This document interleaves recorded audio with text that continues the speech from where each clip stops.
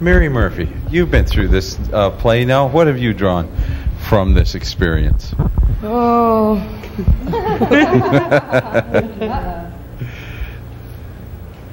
That,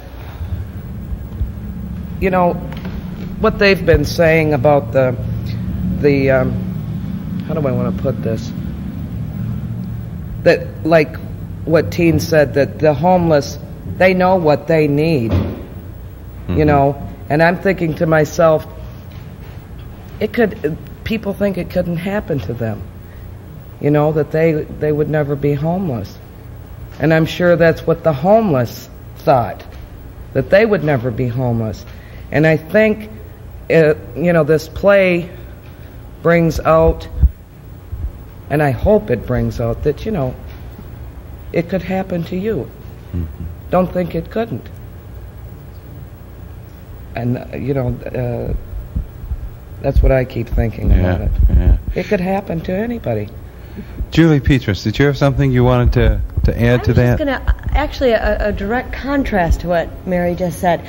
I think the frightening part of seeing homeless people, for me, as well as seeing abused women, is, my God, that could happen to me. Right. And how far am I from being homeless, or how far am I from being abused or being a victim?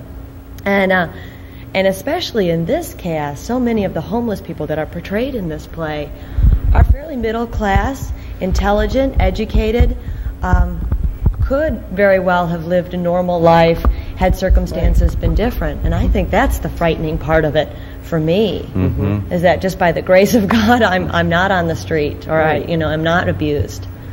We're going to go to a message break in just a minute, but Julie, do you sometimes have a sense that these people, is there a reason these people lost control of their lives? Because it seems this is very much an issue of control. These are people that often were controlled, that could not see alternatives.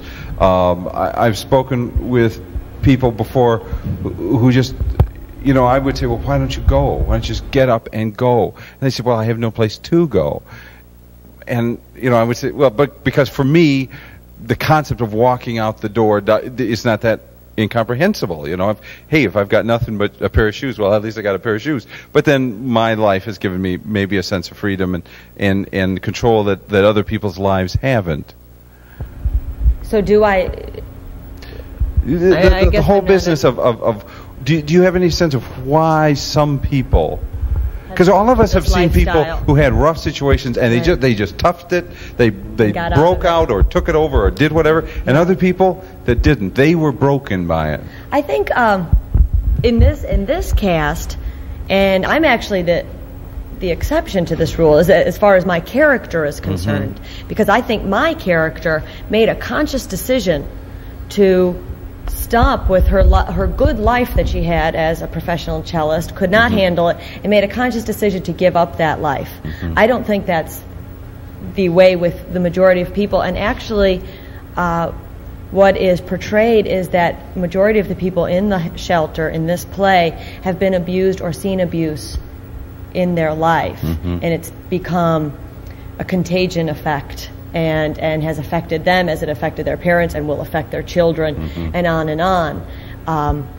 There's no solution given. How do we stop this? What generation finally says, no, I'm not buying into this problem and I'm going to succeed? But that's what a lot of... I don't know that people do make necessarily a conscious decision. I think they find themselves in this situation and have not been given the social... opportunities and the social graces and education to get out. Don't know where to turn or how to rise. We've got to go for a message, although Kathy, if you've got a quick comment. Well, you had mentioned something about control. The character I played was the head of a collection department, and she had to leave because she had lived with her stepfather for 17 years and had 4 kids by him. So I don't know if it's a matter of control. She had a very good job. You know, after a while, you know, how much of this do you take before you do leave? You understand? So I don't know if it's a matter of losing control of your immediate environment, because her caseworker at the shelter suggested she leave the state. to go to another state to get out of that environment totally. You know, because sometimes you have to be totally removed in order to reflect and see and know where you're going.